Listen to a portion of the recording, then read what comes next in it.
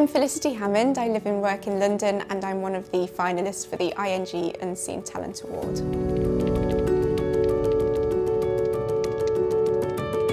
The theme is A Fool for Love, so I try to interpret that in a way that I can think about the city, which is something that, that I make a lot of work about. So I've interpreted that as a way that perhaps the city can be quite unkind to you.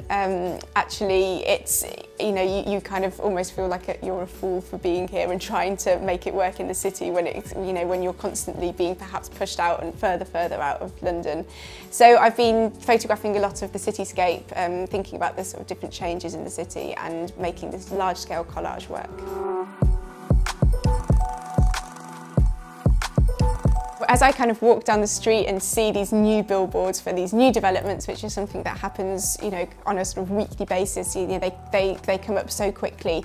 And for me, I'm less interested in the building itself, but more about the imagery which starts to promote that space. And that's exactly the way in which they're advertised, is they're showing this kind of really ideal version of the city, which actually, not only does it not represent the people that live there already, but it doesn't represent anything really about that area.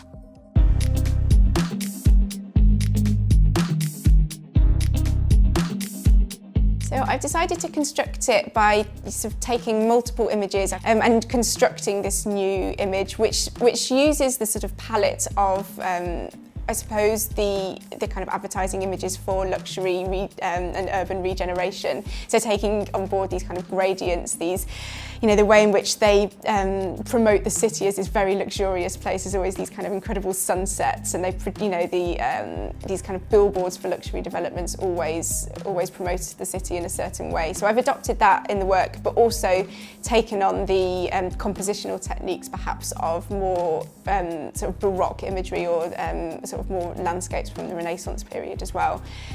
So I use Photoshop to construct all of my collage works, so working digitally and constructing them in that way.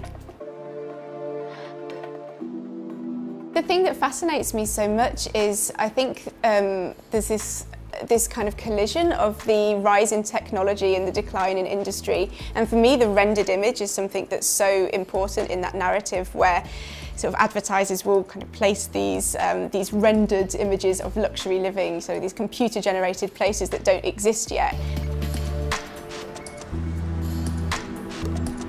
Am I a fool for love?